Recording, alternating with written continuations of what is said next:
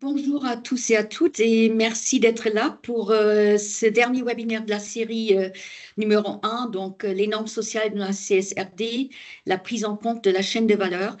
Je suis Ute Meijenberg, secrétaire nationale de la CFDT CAR et je suis avec Jean-Luc Bizer qui est directeur technique chez Orsio Ethics et avec qui on travaille là pour la deuxième fois. La première fois, c'est notre webinaire numéro 3, si je ne me trompe pas, sur la pollution qu'on a déjà fait ensemble. Et donc là, on va vous expliquer les normes sociales et les différences, notamment par rapport aux normes euh, françaises qui sont quand même déjà très, très étouffées. Donc, nous sommes toujours dans le pacte vert pour l'Europe, cette fois-ci sur vraiment la partie sociale, c'est-à-dire ne laisser personne de côté, ce qui correspond à peu près à la transition juste ou transition écologique juste. Et donc, il y a tout un tas de directives qui tournent en fait autour de ce pacte vert, dont évidemment la CSRD qui, elle, vient plutôt de la finance. Et là, on est sur le volet social qui est toujours nécessaire pour transformer l'économie et pour un avenir durable, en fait. Donc, ce pacte vert se base sur les objectifs de développement durable des Nations Unies, qui date de 2015, et sur le socle européen des droits sociaux, qui décline trois thématiques, en fait. En bleu, c'est donc l'égalité des chances et l'accès au marché du travail, des conditions de travail équitables en jaune et la protection sociale et l'inclusion. Tout ça, on voudrait en fait ensuite le mesurer au moins partiellement par rapport aux normes ESRS qu'on va vous présenter. Mais en fait, il y a beaucoup plus d'initiatives sous-jacentes qui entrent en fait dans la philosophie de ces normes sociales. Donc, j'ai déjà parlé des objectifs de développement durable. Il y a d'autres principes directeurs des Nations Unies, des principes pour l'investissement responsable. C'est aussi quelque chose des Nations Unies et le Global Compact que certains d'entre vous ont signé avec les CE européens. Ensuite, il y a un certain nombre de principes de l'OCDE, des déclarations de l'OIT et même des normes par rapport à la responsabilité sociale et la directive européenne sur les lanceurs d'alerte. Donc, tout ça a contribué à la préparation en fait, de ces normes qu'on va vous montrer. Et comme d'habitude, je vous montre quand même ce slide. Où est-ce qu'on se trouve? Donc, on se trouve dans le cadre des 12 normes de reporting de durabilité. Et cette fois-ci, on va se situer sur le S1, S2, S3 et S4, donc l'effectif de l'entreprise, les travailleurs de la chaîne de valeur, les communautés affectées et les clients qui ont été mis dans le social, parce qu'en fait, ils font partie aussi de la chaîne de valeur d'une entreprise. Nous avons déjà vu un certain nombre des autres normes, en fait d'ailleurs toutes, et la mise en place donc, est progressive. Donc, dans des très grandes entreprises, l'année prochaine, on aura les premières données. Dans les entreprises qui tombent vraiment sous l'innovation de la CSRD, qui est l'abaissement en fait, du seuil des employés, ça va être à partir de 2027 et ensuite 2026, pardon, des données vont être disponibles pour les PME 2027 et pour les filiales ou succursales d'entreprises étrangères qui ont à la fois plus de 250 employés, mais aussi un chiffre d'affaires beaucoup plus important que les entreprises européennes. Ça va être à partir de 2028, mais au moins on les aura cette fois-ci dans une obligation. Ce n'est pas toujours évident pour avoir les entreprises étrangères également. Je passe sur l'analyse de matérialité parce qu'en fait, les données sociales et d'ailleurs aussi un certain nombre d'autres données, à part peut-être la norme sur la transition écologique où il faut vraiment expliquer pourquoi on ne donnerait pas les détails, mais toutes les autres, il y a un socle global qui est dans le ESRS 2, c'est-à-dire en fait ce sont les informations générales à donner qui étaient dans les slides d'avant.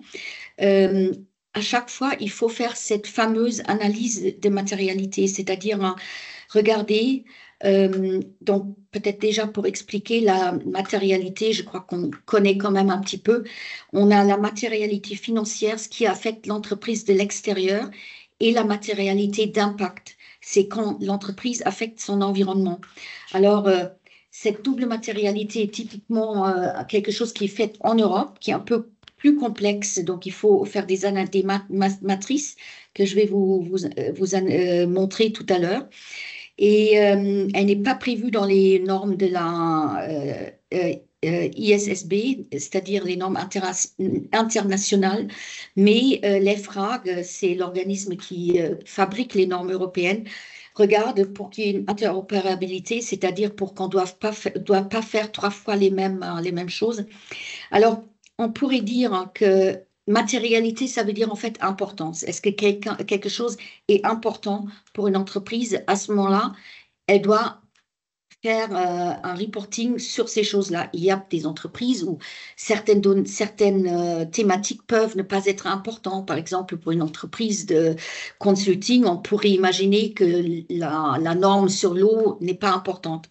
En revanche, la norme sur le social, on en a beaucoup discuté dans des réunions avec l'autorité des normes comptables. A priori, on ne pense pas que pour une entreprise, ça pourrait ne pas être social. En même temps, c'est un peu difficile parce que on ne voit pas trop où est la matérialité financière directement dans le social. À moins que, si on considère, par exemple, on va faire un plan social, on va épargner un certain moment des salaires. D'un autre côté, on n'a peut-être pas les meilleurs qui restent hein, et il faut réembaucher derrière. Donc là, on pourrait voir un impact. Maintenant, cette analyse de matérialité, normalement, doit se faire avec des parties prenantes. Donc, les dirigeants, les collaborateurs, les syndicats et les employés, ce seraient les parties prenantes internes. Et ensuite, aussi tous ceux qui sont affectés, c'est-à-dire les communautés locales, les pouvoirs publics, les clients, les fournisseurs et les actionnaires. Pour l'instant, on devrait impliquer en fait les employés et les syndicats. Ce n'est malheureusement pas toujours le cas, mais en tout cas, on pourrait penser qu'à travers les consultations qui sont ensuite obligatoires quand même, dans les 3 consultations récurrentes en tout cas, que là, nous, représentants des personnels, peuvent donner notre avis. Et donc, dans ce sens-là, on serait impliqué de façon formelle, certes, hein, et peut-être pas en réunissant, en nous réunissant avec les autres, enfin les actionnaires, fournisseurs, etc., autour de la même table, mais en tout cas, on aura largement le temps de donner notre avis. Et je vous montre ici une des analyses de matérialité. C'est un slide que j'ai déjà utilisé dans d'autres présentations. Et là, on voit en fait tout ce qui est jaune et le social, que ce soit client ou interne. Et donc, la santé, sécurité et le bien-être au travail est quand même important pour la Poste, à la fois au niveau financier et au niveau ESG. Sinon, eux, ils ont évidemment comme importance majeure le climat et la transition bas carbone. Mais c'est comme ça qu'à l'ère, une analyse de matérialité, en fait, on regarde les différentes thématiques et on les distribue sur une matrice selon leur importance par rapport au financier ou par rapport à la matérialité d'impact, donc ESG. Et en voici une autre, c'est celle pour Michelin, mais qui a regardé qu'est-ce qui est important pour Michelin et qu'est-ce qui est important pour les parties prenantes. Et là, on voit que pour les deux, la santé et la sécurité des employés, qui sont tout en haut à droite, sont importants, effectivement, ainsi que la qualité et sécurité des produits et des services, ce qui est un peu lié quand même à la sécurité des employés et sécurité après des consommateurs. Donc, on voit bien que ça peut être assez clair finalement, qu'est-ce qui est important pour une entreprise. Et en tout cas, le social, normalement, il fait partie des choses, on devrait faire partie des éléments importants. Et si ce n'est pas le cas, à ce moment-là, effectivement, on a intérêt à se mobiliser pour qu'il le devienne. Très, très rapidement, les 4 normes sociales, donc qui ressemblent quand même à un certain nombre d'items, de thématiques. Et on les passera ensuite au détail, mais dans un premier temps, je vais donner la parole à Jean-Luc qui va nous expliquer un petit peu de façon synthétique les différences entre les normes sociales françaises et ce qui est nouveau dans les ESRS. Ok. Alors, par contre, bon, il y a des questions sur les slides, hein. A priori, on n'envoie pas les slides de la présentation. Par contre, vous pouvez reprendre la présentation sur YouTube, enfin, en streaming, il n'y a pas de souci. Donc, je reprends ce qu'indiquait Ute, donc sur les normes SRS. Là, on est dans la partie pure sociale. Donc, une des questions que l'on peut se poser, c'est l'intérêt pour un Français, CSE, syndicat, de ces normes sociales, sachant que la France est un pays très bien doté en matière de normes sociales, reporting social. Je parle des grandes entreprises. Les plus de 50 qui ont un CSE, les plus de 300 qui ont un bilan social. Dans les très grandes entreprises, en France, on a quand même déjà un ensemble de données vraiment très, très élevées. Ces normes SRS vont s'appliquer dans un premier temps sur des entreprises plutôt de grande taille. Donc la question, c'était finalement de savoir si c'est pour nous une redite peu importante ou si ça va quand même amener des choses importantes. On va voir avec Ute qu'on on va essayer de défendre l'idée qu'il y a beaucoup d'éléments que l'on peut retirer. Même si on a déjà beaucoup de choses, il y a des améliorations certainement tout à fait possibles. Vas-y, tu peux passer à la suivante. Mhm. Ici, on va regarder, alors rapidement, hein, finalement, quand on est un représentant du personnel en France, dans le privé, à quoi a-t-on accès? Dans les plus de 300, on a accès à un bilan social, qui est un bilan alors, que beaucoup connaissent, il y a une consultation annuelle dessus, qui est un bilan extrêmement normé, c'est-à-dire qu'il y a des articles du Code du travail, des décrets hein, qui ont normé exactement ce qu'il y avait comme données à fournir dans le bilan social. C'est très, très, très automatisé pour les entreprises qui n'ont pas besoin de beaucoup d'intervenir là-dessus.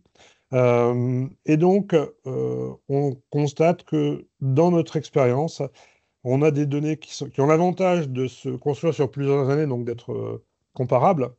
Par contre, on a une consultation très formelle, beaucoup d'éléments dont il est difficile de différencier l'importance, puisque tout est mis relativement à plat, hein.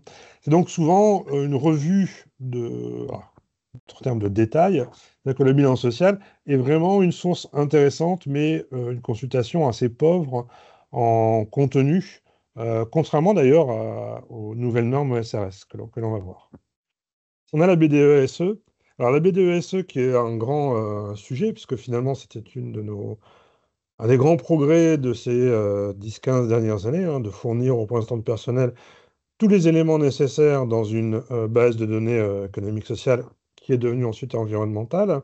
Sur la BDESE, on a un peu la même difficulté que sur le bilan social, mais en plus grand.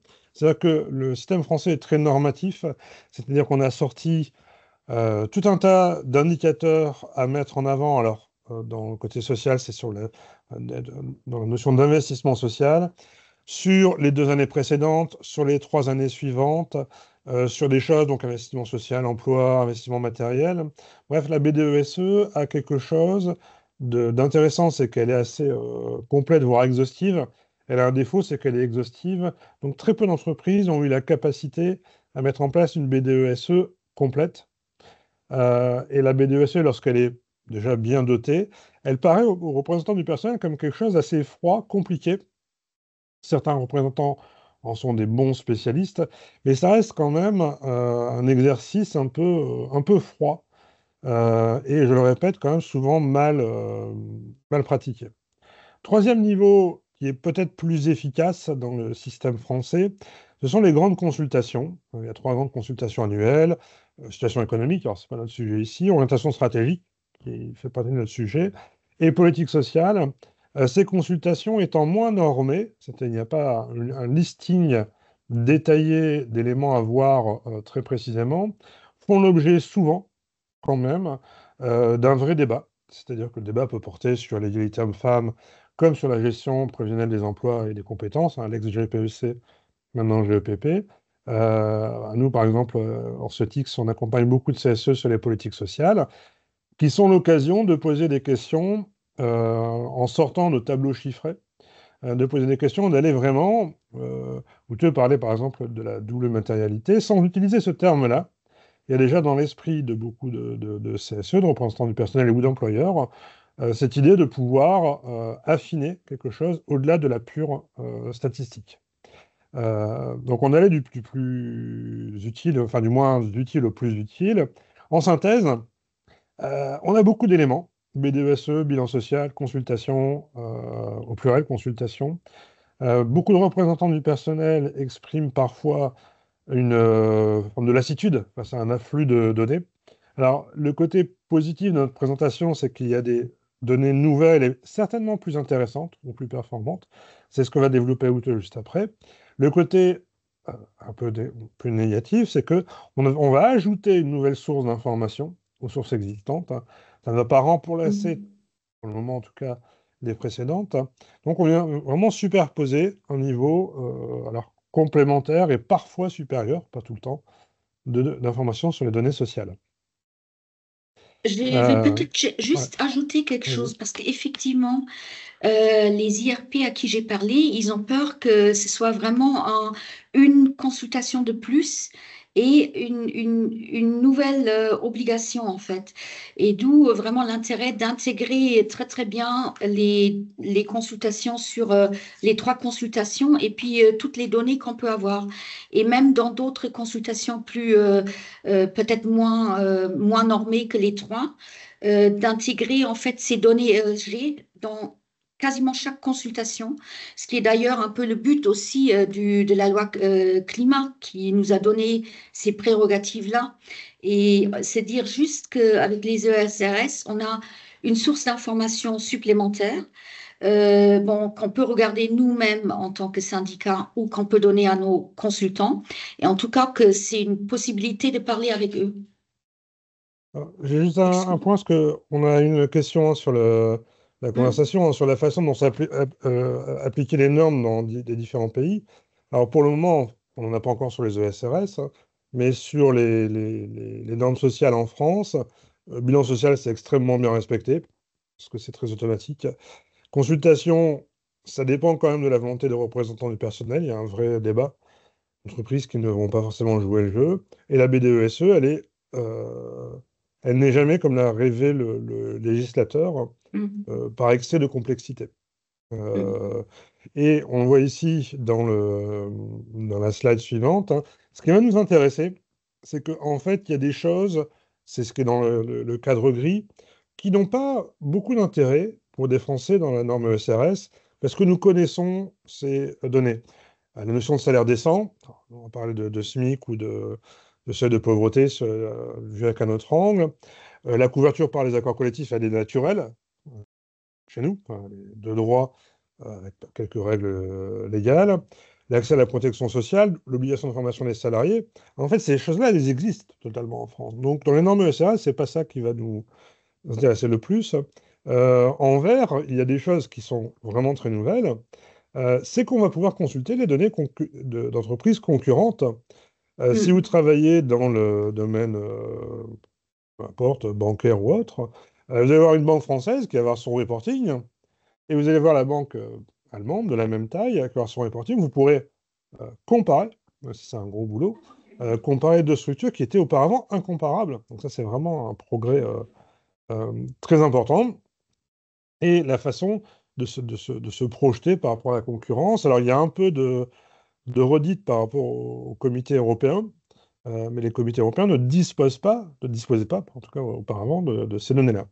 Donc il y a un point de comparabilité qui sera vraiment extrêmement important. Je regarde la Et question un d'Aïda et puis je te laisse, Ute. Vas-y. Oui, c'est comme tu parles du comité européen, c'est à la fois un point extrêmement bien et un point d'attention parce qu'en fait, dans notre transposition, les comités européens ne sont pas directement mentionnés. Donc, et là, on a tous ceux qui sont dans les comités européens, vous avez intérêt à demander à ce qu'on vous présente les normes issues des ESRS parce qu'ils sont vraiment pertinentes au niveau européen et y compris au niveau international parce que les groupes doivent justement rapporter sur tout le périmètre groupe et donc ça peut être l'Europe ou le monde selon. Et Donc là, on a un point d'amélioration pour nous tous pour exiger que cette consultation soit faite, y compris à la fois au groupe et au niveau européen. Mais je passe peut-être juste, ben, ça, ce sont les thématiques sociales, la norme S1, donc sur les effectifs de l'entreprise, c'est la norme la plus importante de toutes les normes en fait. Et ça posait beaucoup de casse-tête aux employeurs parce que il y a des données qui sont certes disponibles en France, mais qui ne sont pas disponibles dans tous les pays. Par exemple, sur le handicap en Inde, il n'y a pas énormément de données. En même temps, ben, il faut bien trouver une façon dont on peut rendre compte. C'est aussi une grande incitation parce qu'il y a des entreprises qui, du coup, étendent leur protection sociale, par exemple, à tout leur groupe. Je vais en parler un petit peu après. Donc, sur les thématiques sociales, il y a beaucoup de narratifs. En fait, les normes européennes sont en environ 40% de chiffres et 60% d'histoire. Et donc, c'est là aussi où c'est beaucoup moins normé parce que forcément, sur l'histoire, c'est-à-dire les intérêts, les opinions des parties prenantes, les impacts, risques et opportunités, c'est une analyse qui est différente dans chaque entreprise et qui dépend du modèle d'affaires. Les politiques envers les effectifs de l'entreprise, les engagements, etc. Enfin, il y a quand même beaucoup d'informations qui est plutôt subjective et qui permet à la fois une comparabilité, mais qui permet aussi de se rendre compte du contexte dans lequel évolue l'entreprise. Et ensuite, vous avez donc des données, d'une part par rapport au nombre d'employés, un peu similaire au bilan social, et d'autres qui sont ben, sur ben, tout ce qui est conditions de travail et salaire, mais comme on y va sur le détail. Après, il y a un concept qui est important aussi, c'est que les normes ESRS ne concernent pas uniquement les salariés de l'entreprise, mais les effectifs de l'entreprise. Donc, c'est en bas des, euh, de mes pavés, là, vous avez ESRS S1, les, les employés qui ne font pas directement partie de l'effectif, mais qui sont en fait soit des contractants individuels ou bien des personnes employées par des agences d'emploi. Donc des personnes des intérimaires. Tout cela, on considère qu'ils font partie du reporting obligatoire parce que ben, ce sont des gens qui sont directement dépendants d'une grande entreprise. Au-dessus, là, en turquoise, c'est le reporting du Global Reporting Initiative. C'est une initiative qui date de 2001 et qui, elle, a un reporting social, en fait, qui est vraiment fait pour un reporting ESG, qui a été développé à ces buts-là et qui met la norme encore plus large parce qu'elle dit tous ceux qui sont contrôlés par une entreprise, ce qui n'a pas été retenu d'après les négociations pour les normes ESRS. Mais en tout cas, quand on emploie plein d'indépendants, ce qui peut être le cas dans certaines entreprises culturelles, par exemple, ou dans le bâtiment, ben, ça rentre finalement dans le concept effectif de l'entreprise. Et donc ça, c'est vraiment quelque chose qui est complètement nouveau et qui est basé, c'est une notion un peu plutôt anglaise, anglo-saxonne. On ne regarde pas les contrats juridiques qui lient une entreprise et ses employés, mais on regarde l'utilité qui est faite. Donc là, qu'il soit intérimaire ou qu'il soit employé directement, l'utilité pour l'entreprise est la même. Voilà. Euh, Jean-Luc, je te repasse la parole parce que, voilà. Alors, j'ai sur le fil de conversation une petite question d'Aïda hein, sur la CSRD. Ça ne s'applique pas à la fonction publique, ça ne s'applique qu'aux entreprises avec des seuils de taille qui Mm. étaient quelques slides précédents, donc des plus grandes entreprises qui ont des obligations de publication financière classiques. Donc, tout ce que l'on voit là va s'appliquer aux très grandes entreprises, puis aux grandes, puis aux moyennes plus. Quand je dis moyennes plus, on va être aux ETI au sens français, entreprises de taille intermédiaire vers les 1000.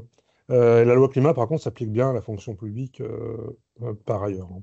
Donc ça, c'est sur le fil de conversation. Hein. Sur la conception des effectifs, je vais revenir à la logique de tout à l'heure. Finalement, dans ces normes ESRS, il y a beaucoup de choses qui vont être identiques à ce qu'on a dans le bilan social, parce que le bilan social est par nature très complet. Il y a un point qui va vraiment s'en éloigner. Alors, on en verra deux, trois autres exemples, mais sur les effectifs, c'est bien de détailler un peu plus précisément ce que sont les indépendants. Alors, en France, on l'a un petit peu sur les intérimaires. On a l'effectif intérimaire, grosso modo. Parfois, dans un grand élan de détail, on a l'effectif intérimaire homme-femme. Donc là, en fait, par rapport à notre bilan social, je dirais que ce qui va changer, sur le quantitatif, ça va vraiment être un peu à la marge ce qui est intérimaire et indépendant. Les sous-traitants, on va voir après, c'est une autre logique. Par contre, là où la directive est moins dans le quantitatif normé, c'est qu'il y a le principe de double matérialité qui s'impose. Donc, l'entreprise va devoir faire des choses qui sont qualitatives, voir quels sont les impacts négatifs et positifs sur le social, donc développement de l'emploi, restriction de l'emploi, quelle est sa politique finalement de GEPP, ça va ressembler un peu à la consultation sur les orientations stratégiques. Les entreprises n'ont pas réinventé à chaque fois les choses, mais elles vont quand même devoir publier une forme de reporting qualitatif sur leur emploi. Vous voyez, alors le DR1, ça va être plus sur de l'emploi comme quantitatif, DR2 et 3 sur le développement du dialogue social, les outils techniques, la politique de prévention. Bref, les normes ESRS vont aller plus loin que le bilan social sur les effectifs, parce qu'elles vont poser la question de comment on impacte notre effectif, alors que le bilan social, c'est froid, c'est nombre de salariés, effectifs par catégorie, etc., etc. On Oui. passe la parole. Merci. Oui, alors justement, ce que disait Jean-Luc, c'est qu'il y a énormément de narratifs. Donc déjà, on a les deux premières normes, mais qui en fait sont repris dans les normes globales. Hein. C'est vraiment la base. Les intérêts et opinions des parties prenantes, comment le business model peut avoir un impact sur les effectifs de l'entreprise. C'est toute la description de la stratégie RH sous l'angle de la RSE. On parlera des impacts, risques et opportunités, ce qui permet justement ça vient de l'analyse de matérialité, qu'est-ce qui est important ou pas pour l'entreprise, les politiques liées aux effectifs de l'entreprise par rapport aux engagements ESG, par rapport au respect des codes de conduite des Nations Unies, de l'OIT, du Pacte mondial, du respect des droits de l'homme, des déclarations sur la santé et la sécurité des travailleurs vulnérables.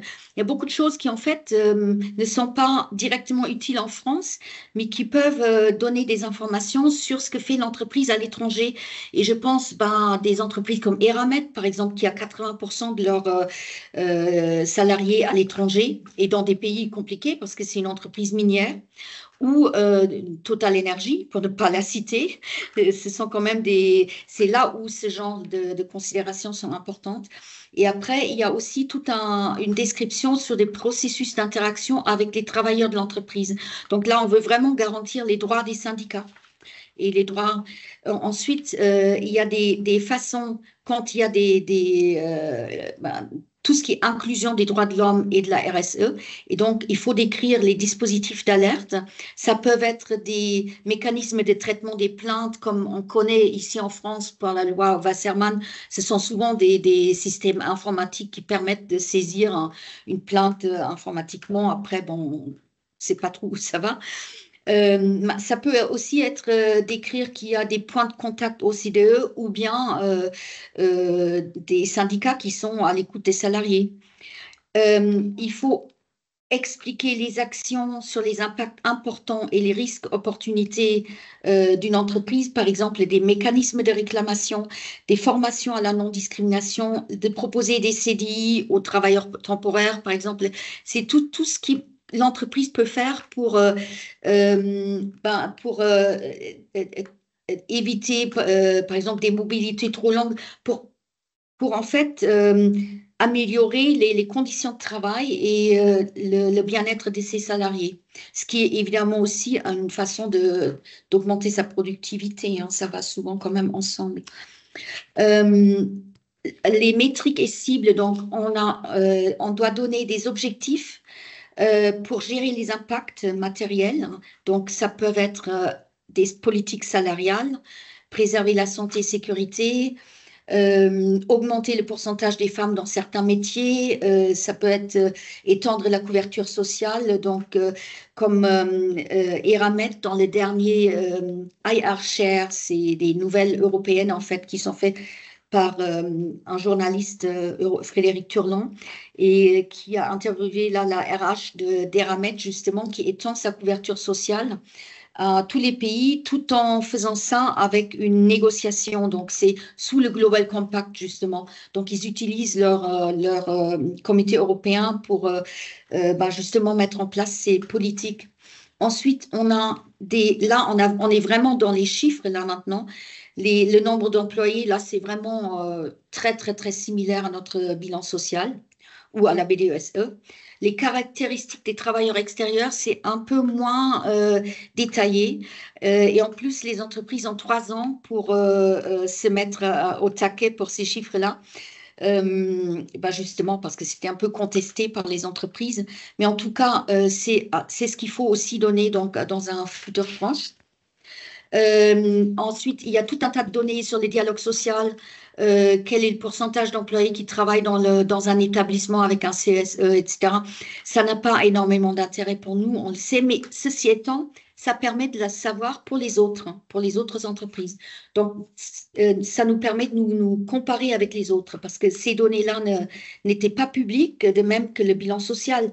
Les données qui sont ici par les ESRS sont des données disponibles sur Internet dans le document d'enregistrement universel qui est sur Internet obligatoirement. Donc, S19 sur la diversité, la rémunération adéquate, pareil, c'est en France, on a le SMIC. Dans les pays européens, on a maintenant la directive sur les salaires minimums, mais hors UE, c'est quand même plus compliqué. Ensuite, on a aussi des données pour la protection sociale. Des données sur le handicap, là pareil, on n'a pas forcément les données sur des autres entreprises, des politiques de formation non plus. Sur la santé et sécurité, il y a des chiffres sur les accidents de travail qui, là, doivent aussi être donnés pour des entreprises qui travaillent, enfin les sous-traitants de l'entreprise, pour vraiment avoir une image cohérente, parce que c'est quand même une donnée très importante. Et puis, des données sur l'équilibre vie privée, vie professionnelle, ce sont essentiellement des congés d'ordre familial, donc maternité, paternité, paternal, congé aidant. On peut en mettre d'autres, évidemment. Données qu'on a normalement dans notre bilan social, y compris parfois ceux qui ne les prennent pas, mais qu'on n'a pas forcément pour les autres entreprises. Et je vais en finir des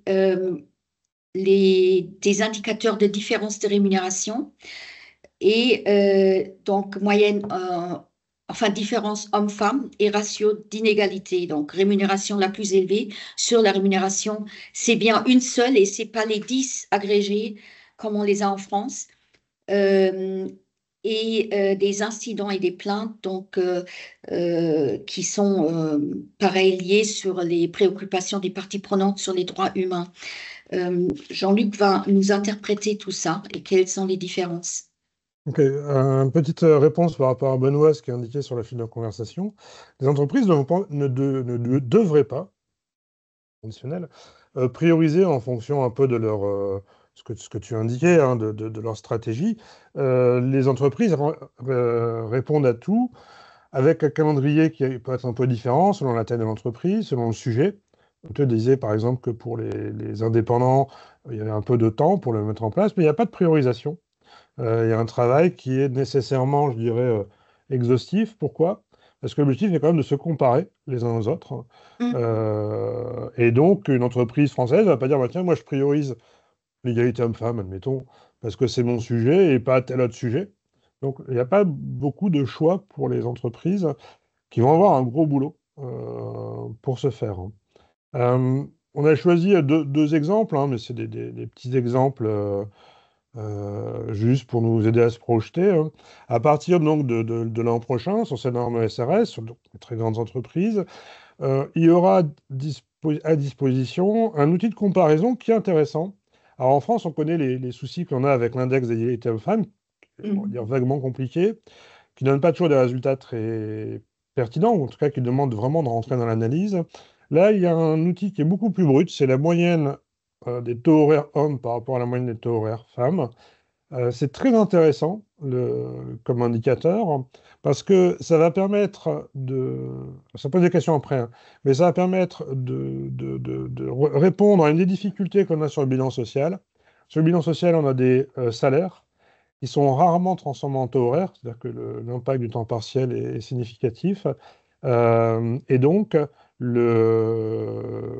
ça donnera un outil, je dirais, plus précis. Moi, j'ai une petite suggestion à faire, c'est que le CSE, les représentants du personnel, vont avoir des échanges avec l'employeur. Et dans les échanges, il sera intéressant certainement de différencier les catégories, alors que ce soit cadre, employé, technicien ou une autre catégorisation, pour avoir quelque chose de plus fin. Mais imaginez quand même, j'étends un peu cet exemple-là. Aujourd'hui, on entend souvent dans des grands groupes que la France a des salaires très élevés ou ceci, cela. On va pouvoir se comparer avec des entreprises polonaises, roumaines, etc. et avoir la vérité des prix dans son secteur, ce qui pourra amener peut-être des considérations un peu différentes. Quand tu peux aller à la suite que tu avais indiqué, donc je vais passer rapidement. Le ratio d'inégalité. Alors nous, effectivement, on a quelque chose qui est assez flou sur le bilan social avec les 10 plus hautes rémunérations. Là, on aura un élément plus précis sur la rémunération la plus élevée. Un petit bémol sur ce point-là, la rémunération la plus élevée de l'entreprise, sachant que parfois les dirigeants sont logés dans d'autres structures, mais là aussi, ça peut donner dans mon entreprise, le ratio est de 1 pour 30. Dans votre entreprise, le ratio est de 1 pour 300. Pas de jugement sur 30 ou 300, mais ça permet de se positionner. Donc ça, c'est quand même quelque chose qui est assez décoiffant. Et on a une question de Laurence, hein, sur quel site on peut le consulter. Alors, les entreprises vont, ou tu seras plus précise, hein, ont déjà une déclaration à faire publique qui est souvent sur leur propre site. Hein. C'est-à-dire que vous allez sur le site de Michelin, ou sur être français, vous avez une déclaration extra-financière qui est très détaillée. Ça le sera sur les différents sites. Hein. Peut-être aussi juste une spécification, c'est dans les normes de gouvernance, il y a aussi d'autres facteurs d'égalité, inégalité, mais par rapport au conseil d'administration. Et donc, il y a d'autres normes qui rentrent pour nous un peu dans les normes sociales. Dont on n'a pas parlé ici précisément. Il y a aussi, par exemple, pour les salaires, hein, il y a des mesures d'incitation pour les membres du conseil d'administration pour qu'ils intègrent des critères de rentabilité dans leur affectation des bonus, par exemple, ou de la rémunération variable. Ce sont des choses qui sont demandées à travers les normes sous la gouvernance des ESRS dont on a brièvement parlé dans notre webinaire numéro 2, qui était sur la transposition de la directive et les normes obligatoires et le G1, justement, de gouvernance. Je passe? Ouais, passe. Et juste une réponse par rapport à Alexandre, hein, sur la file de conversation. Il y a malheureusement, ou en tout cas, c'est très pratique, une frontière européenne à tout cela. Que le reporting social, il est à l'intérieur de l'UE pour l'essentiel, et pour une grande partie, ne va pas intégrer des sous-traitants, filiales lointaines, etc., sur d'autres continents. Donc, ça reste très européen. Il faut donner quand même, quand on est en Inde et qu'on a plus de 10% des Ouais. employés et 50 employés, mais donc c'est assez limité quand même. Il faut aussi fournir les chiffres à l'étranger quand on est une entreprise européenne. Donc, enfin, à l'extérieur de l'Europe. Mais en fait, c'est assez limité parce qu'en fait, l'obligation est si on est soit plus de 50 employés, soit 10% et 10% des employés totaux. Donc, ça limite énormément. Et ça fait que mécaniquement, à la limite, on n'a que 10 reporting à faire. Mais je pense que les entreprises vont aller au-delà de leurs devoirs par rapport à ça. Enfin, on verra parce que déjà maintenant, dans les rapports, on a plus que ça, en fait. Les entreprises qui sont soumises à la DPEF donnent déjà plus que ça, en fait, comme idée. Voilà. Un point qui va nous intéresser, parce que tu utilisais souvent le terme de narratif et de choses expliquées finalement. Dans le système français, on est dans un système très normé, avec beaucoup de chiffres, de quantitatifs. Des éléments qui vont, quand on parle des droits humains, on se doute bien qu'en France, on n'est pas les derniers sur les droits humains, loin de là. Par contre, au sein des entreprises, le nombre total d'incidents de discrimination et de harcèlement, oui, par exemple le premier. Euh, on a vaguement dans les bilans sociaux, on a un peu dans les BDES, eux, des données sur les procédures de Mm. discrimination, lutte contre le harcèlement. Donc on a la procédure, procédure lanceur d'alerte, etc. Là, on va comme devoir avoir le nombre et le traitement qui a été fait. Voilà, j'ai eu 28 cas de procédure harcèlement dans l'entreprise au niveau français, au niveau européen. Donc, ça va aller plus loin, en fait, que ce que l'on connaît aujourd'hui sur le côté, justement, qualitatif, qui est parfois un peu frustrant en France. Mm. Euh, mais là, Alors, pareil, en fait, quand j'ai regardé certaines grandes entreprises, et on l'a jamais fait avant, mais en fait, la directive sur le reporting extra-financier qui a été transposée en 2017, elle a déjà fait que beaucoup de grandes entreprises donnaient pas mal de choses, sauf que on a révisé cette directive très vite parce que c'était pas comparable. En fait, on peut pas comparer l'une et l'autre parce que les manières de reporter sont complètement différentes. Mais il y a déjà beaucoup de données disponibles, sauf qu'on n'a jamais pensé à les regarder. C'était essentiellement les analystes financiers qui les ont regardés. Et nous, en plus, souvent en interne, on ne s'intéresse pas forcément à ce qui se passe à l'étranger. Alors moi, je travaille dans une entreprise où on a les données à l'étranger parce c'est une banque internationale qui a des filiales un peu partout dans le monde, notamment en Asie, mais aussi un petit peu en Amérique du Sud.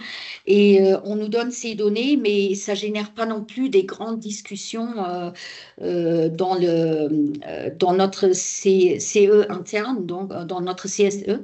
Ceci étant, ils sont donnés, mais c'est quand même plutôt rare. Mais il faut savoir que dans les rapports de Michelin, par exemple, ou Capgemini, existent depuis un certain temps. Et on peut regarder ce qu'il y a là-dedans. Parfois, c'est surprenant. Euh, alors, j'ai juste une petite réponse pour Laurence dans le fil de conversation. mhm, La consolidation par secteur, on l'attend avec impatience. En fait, comme on n'avait pas de données sociales ou très peu, ou qu'elles venaient de fédérations patronales, les fédérations patronales communiquaient un peu, mais n'étaient pas très friandes de montrer les différences. À partir de l'an prochain, ça ne va pas se faire tout de suite. Je pense que bah, des cabinets d'expertise comme le nôtre qui interviennent pour les CSE vont collecter les informations alors, sur des secteurs, oui, tout à fait, et puis commencer à pouvoir faire un peu de benchmark ou de comparaison, ou en tout cas de réflexion. Aujourd'hui, on était limité à un accès de données assez faible au niveau européen, au niveau des institutions, et des choses qui dépendaient beaucoup des fédérations patronales. Donc je pense que ce sera plus du côté social, syndical qui aura de ce travail-là. Je te laisse Wouteux pour la suite. oui, d'ailleurs, ce serait génial parce que ça permet justement, en fait, on ne nous donne pas ça par bonté du cœur, mais en fait, on nous donne ça parce qu'on veut nous associer à toutes les restructurations qui vont suivre avec le changement climatique et tout ça. Et effectivement, c'est un peu ce qu'on espère, c'est qu'on aura des données qui permettent après de faire une GEPP à peu près valable, y compris sectorielle. Donc, c'est vraiment tout ça, tout l'intérêt de ces données-là, c'est un peu ça. Assez rapidement, là, on a parlé beaucoup du S1, qui est donc assez complet. Les S2, S3, S4, hein, donc c'est à la fois les travailleurs de la chaîne de valeur, donc ce sont soit les fournisseurs automobiles ou les informaticiens dans une banque. Les communautés affectées, ben là, en général, on pense plutôt à des communautés, par exemple, dans le secteur minier, ou quand on construit une grande centrale électrique, enfin basée sur la rétention des eaux, et on déplace des communautés entières, hein. C'est plutôt sur ça que sont orientés les ESRS. Mais ça pourrait aussi être, par exemple, une petite communauté qui n'a plus plus aucun commerce, hein, et la banque ferme et il n'y a plus rien et les gens doivent se déplacer énormément. Donc c'est un peu vaste. C'est uniquement narratif en fait, tout ce qui est fait par rapport et les clients et donc les communautés, les travailleurs de la chaîne de valeur, les communautés affectées. On regarde aussi s'il y a des canaux d'alerte, dont on a parlé avant, et quelles sont les actions que l'entreprise fait pour remédier au cas où elle nuit à une communauté. Mais elle peut aussi amener un progrès. Par exemple, quand une grande entreprise, je pense à Saint-Denis, les grandes entreprises se sont implantées et la ville a quand même changé son aspect. Donc tout ça, ça peut rentrer là-dedans. Euh, voilà, Donc, on va continuer sur la chaîne de valeur, c'est un point vraiment important par rapport à ce que disait Alexandre dans le fil de conversation. Oui, l'amour agricole, c'est un des éléments que l'on va prendre en compte, soit parce que la technique d'achat de l'entreprise doit être décrite avec ses impacts en amont. Hein, si on achète plus de quantités industrielles, si on achète des choses plus discutées, ça va se rapprocher des notions de RSE. Donc oui, l'amour agricole, tout à fait, fait partie de ces obligations. On attire votre attention sur un point alors, on a fait quelque chose qui ressemble à une boîte de Pandore, vous voyez en bas à droite, plutôt avec des vers de terre, hein. Mais en tout cas, c'est un sujet qui sera assez révolutionnaire sur la notion de chaîne de valeur. Dans ce que nous connaissons en France, et c'est une de nos difficultés, on s'arrête souvent, quand on est en entreprise, au mur de l'entreprise, de son numéro, SIRET, sirène, etc., des établissements, OK. Mais on s'arrête vraiment très vite au mur de l'entreprise. Euh, les intérimaires sont donnés en grande masse. Les indépendants sont peu donnés. Les fournisseurs, c'est pas très détaillé. Les sous-traitants, c'est différent des fournisseurs, hein. Les sous-traitants n'apparaissent pas dans vos bilans sociaux, ou très, très rarement, hein, sauf cas d'une entreprise très, très vertueuse. Les entreprises vont devoir, à partir de l'an prochain, donc rapidement, hein, pour celles qui sont dans le scope, s'intéresser aux travailleurs de la chaîne de valeur, en amont et en aval. La chaîne de valeur, c'est quelque chose qui est très compliqué. Vous êtes une entreprise, vous avez des informaticiens, là, dans la banque par exemple, qui sont à l'année dans vos locaux et qui travaillent pour l'entreprise. Bien sûr qu'ils font partie de la chaîne de valeur. Vous avez une cantine avec une entreprise extérieure. Est-ce qu'elle est sous-traitante ou est-ce qu'elle est dans la chaîne de valeur? Une grande question. Vous avez des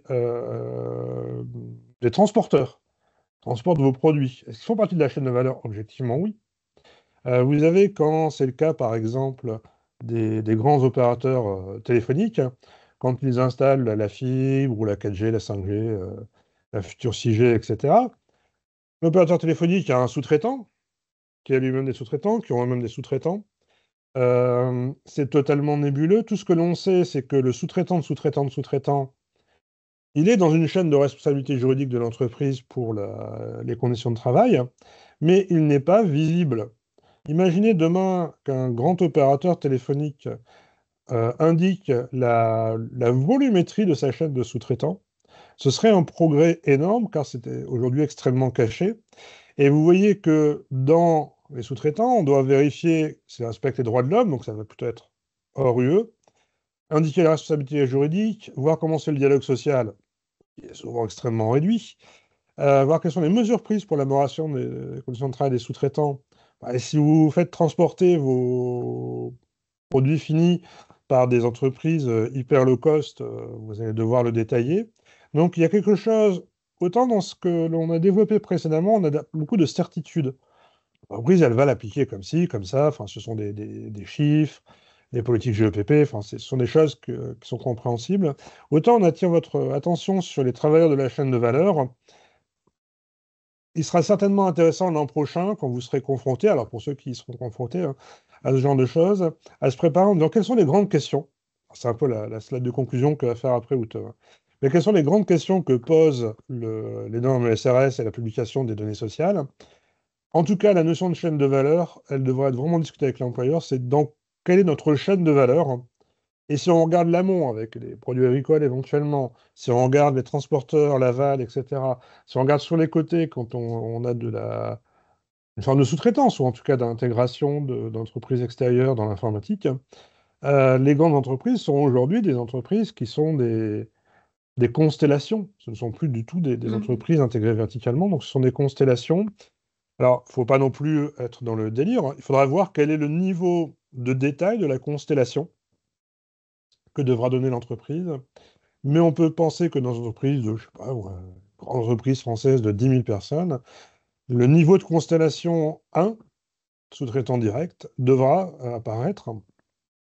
Et on aura enfin la vérité des prix sur le nombre de salariés. Dans le rang 1, la question sera pour la sous-traitance des rangs suivants, 2, 3, etc. Grand sujet probablement assez compliqué. Ah, Tout à vas-y. tu ne peux pas mieux dire parce qu'effectivement, c'était un sujet qui fait énormément débat et en ce moment, je travaille aussi sur les normes bancaires et c'est la grande question, est-ce que les clients bancaires doivent aller dans leur chaîne de valeur? Très, très compliqué. C'était aussi un grand débat en Allemagne à l'époque quand on a fait les premières parce que les entreprises allemandes ont apparemment plus de sous-traitants. Nous, on a externalisé, mais eux, ils ont sous-traité en fait. Et donc, du coup, ça faisait partie des grands débats publics jusqu'à quel niveau il faut aller et jusqu'à quel niveau on peut entrer en responsabilité. C'est le lien aussi avec le devoir de vigilance en fait, où là aussi, on a une loi en France et une loi européenne qui a beaucoup de mal enfin, qui s'est mis finalement quand même en place d'une façon un peu moins grande qu'on voulait, mais c'est toute la question effectivement avec cette responsabilité des entreprises et jusqu'où. Mais effectivement, pour aller donc sur la conclusion, et après il y a peut-être d'autres questions. La prise en compte de la chaîne de valeur, on en a parlé, mais surtout les données sont publiques et sont disponibles sur Internet. Ça, c'est déjà un grand progrès. Le seuil est à 250 employés pour la CSRD et à 300 pour le bilan social. Alors, évidemment, en France, en ce moment, la question n'est pas, enfin, de réduire les seuils, mais j'en ai parlé avec, comme je suis membre du groupe de durabilité de l'autorité des normes comptables, on a toujours un représentant du ministère des Finances. Et effectivement, c'est pas planifié d'harmoniser ça, malheureusement, mais on peut toujours le demander. Ensuite, il y a les caractéristiques des effectifs non salariés et des indépendants et des gens qui sont par des agences intérimaires. Les incidents graves et les plaintes liées au travail, on n'avait pas d'informations là-dessus, en tout cas pas à l'extérieur. Les indicateurs de rémunération, la vie privée, vie professionnelle et puis les accidents du travail. Donc ça permet quand même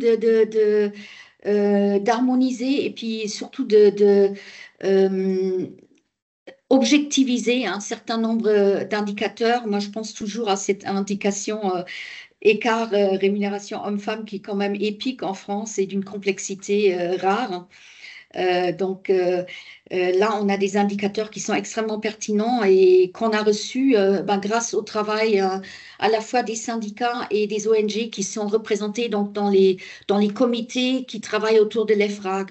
Parce que c'est vraiment, il faut voir que ces normes sont vraiment issues d'un travail de consultation. Ils ne sortent pas du tout d'un chapeau.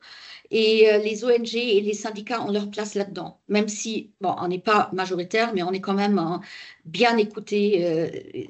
C'est bien différent enfin, en France, on a fait ça justement en créant ce groupe de durabilité et d'autres groupes d'ailleurs où d'autres collègues se trouvent par rapport au changement climatique, mais il faut toujours voir ça. C'est grâce à nos collègues qu'on a donc toutes ces normes qui étaient quand même extrêmement contestée par les employeurs français, mais aussi allemands, qui étaient presque encore plus négatifs. Voilà, moi j'en ai terminé. Est-ce qu'il y a des questions Ouais. encore? Alors, j'ai une question qui s'est affichée sur le fil de conversation de mémoire sur la notion en fait de processus de fabrication et de secret qui va autour de ça. Je pense qu'il n'y a pas de conflit parce que le secret est sur les procédés de fabrication. Alors, excusez-moi de jouer sur les mots. Le procédé de fabrication va être éminemment technique. Le processus de fabrication va être économique, c'est-à-dire que j'ai 6 sous-traitants, 2 fournisseurs, 1000 salariés, 300, etc. C'est un processus de fabrication, il n'y a pas de secret là-dessus. C'est d'ailleurs pour ça que la norme SRS, elle est assez violente pour les entreprises. Elle dit aux Mm, entreprises, on est dans le changement climatique, on est aussi dans la durabilité, donc on mm. démontre sa constitution sociale. Et le procédé de fabrication, qui est effectivement secret, lui, va être beaucoup plus technique. Donc, il n'y a pas de conflit là-dessus a priori. Mais c'était des remarques que j'ai eues aussi. J'ai fait une formation chez mon employeur et c'était pareil. Il y avait des questions aussi, par exemple, au niveau des données sur les salariés ou le handicap. On nous a posé cette question. C'est vrai que c'est très nouveau en fait. Alors, on a une question de Aïda sur la chaîne de valeur. Tu poses une question là. La chaîne de valeur, on a une compréhension au départ qui est simple, ce sont les sous-traitants. Les sous-traitants, sont les personnes dont on dirige l'activité. Comme on dirige l'activité, on leur donne des ordres. Comme on leur donne des ordres, ben, finalement, ils sont dans notre périmètre de chaîne de valeur. C'est la réflexion qui est en France assez... C'est la réflexion qui existe, qui est assez juridique et qui fait que les entreprises françaises... Alors, tu disais la différence avec les Allemandes, hein, ou les entreprises françaises ont quand même un réflexe assez culpabilité en disant, moi, plus j'ai de sous-traitants, plus je suis responsable, moins j'en ai. Si ce ne sont pas des sous-traitants, moins je suis responsable. Donc, dans la chaîne de valeur, pour le moment, les considérations qui sont données dans ces normes sont assez larges. Sur une chaîne de valeur, elle est claire. Moi, je vous dirais que très probablement que lorsque j'intègre, excusez-moi, quelque chose à mon produit, c'est la chaîne de valeur. Lorsque j'achète un service, je prends la cantine, c'est un cas très clair. Voilà, j'ai de la restauration pour mes salariés. Est-ce que c'est dans les chaînes de valeur? Ça peut ne pas l'être. C'est pas mon objet, ça rentre pas dans le produit. Mais c'est justement la première question à poser, c'est où arrête-t-on la chaîne de valeur dans Mm. notre entreprise? C'est Euh, très compliqué. On est en train de discuter ça de façon euh, ben, ça devient même incompréhensible parfois. Là, on est en train de se casser la tête dans un groupe de travail à l'EFRAG sur où s'arrête la chaîne de valeur pour une banque. C'est pas évident du tout. Et y compris d'ailleurs entre là où commence le client, où commence la communauté affectée, où sont les limites. En fait, c'est vrai que ces normes, après, quand on regarde, enfin, quand on lit les normes, quand on se pose des questions, il y a quand même des exemples. D'ailleurs, heureusement, parce que sinon, c'est pas compréhensible. Ce sont quand même 284 pages de normes. Et ensuite, sur les sites de l'EFRAG, il y a des questions et réponses.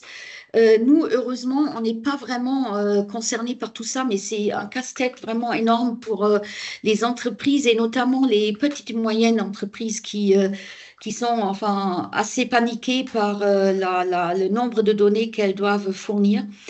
Et, euh, et d'ailleurs, dans tous les pays, nous, on a constitué, enfin, j'ai constitué un petit groupe d'une dizaine de personnes au niveau européen. Et on est en une sorte de groupe d'échange de pratiques. Je pense que ça, si on pouvait le faire hein, ici chez nous, c'est peut-être aussi une bonne chose. Nous, en tant que syndicat, on est utilisateur des données, donc on peut à la fois les challenger, on peut les comparer avec d'autres. Dans le séminaire dans le webinaire avec Jean-Luc, on a regardé aussi, par exemple, si on a des normes sur la pollution, on peut regarder à la fois qu'est-ce qu'on a dans le DEE ou qu'est-ce qu'on a dans les rapports externes, c'est-à-dire hein, les données de l'ADEME ou les données de l'Agence européenne de l'environnement, qui peuvent être qui peuvent montrer autre chose que ce que montre l'entreprise, parce que là aussi, elle agrège les données d'une certaine façon. Et voilà. J'ai divagué un peu, mais je veux faire un peu de pub pour les autres webinaires et notamment la pollution, qui est quand même une des grandes préoccupations syndicales aussi, c'est la santé et la sécurité au travail. En fait, on a vraiment deux normes qui sont directement liées au social. C'est, bon, si, trois. C'est la stratégie où on va regarder euh, quelles pourraient être les incidences sur l'emploi. Ensuite, on a les normes sociales en tant que telles, mais on a aussi les normes sécurité, santé. Et là, je pense que certaines normes de la compilation E sont très, très importantes. Voilà. Est-ce qu'il y a encore des questions? Ouais. Alors, il y a deux questions peut-être sur lesquelles on peut répondre. La deuxième, c'était sur les CSE européens. Si vous êtes dans les seuils, parce que dans ce que vous écrivez, vous êtes dans les seuils, mais il n'y a pas de CSE européen, en fait, ça ne va pas le remplacer, parce que le CSE européen a aussi vocation d'être consulté sur des événements ponctuels. Donc ça ne remplace pas, mais par contre, vous aurez accès à des données, on va dire, plus performantes que ce qu'ont les CSE européens aujourd'hui. Il y a une question un peu plus haut sur le contrôle de ce qui est publié. Le contrôle de ce qui est publié, il y aura deux contrôles, au moins. L'entreprise, elle publie quelque chose qui est dans son obligation de publication. Donc le commissaire aux comptes va regarder, logique. Mais le deuxième contrôle, ou premier contrôle, c'est vous, représentant du personnel. Quand vous voyez que votre entreprise, sur les normes de pollution, indique qu'elle utilise tel polluant, quand elle a sur les items femmes tel différentiel, ça sera à vous de challenger votre entreprise. C'est un travail énorme, hein. Il faut classer par ordre de priorité, bien sûr, hein. Mais l'entreprise, elle est censée être honnête dans sa publication et vous êtes censé en être une bonne partie des garants. Le replay sur la chaîne YouTube. Oui, C'est violent. voilà. Bon, Ça je marche. pense que c'est bon. C'est bon. On a répondu à tout. Ouais.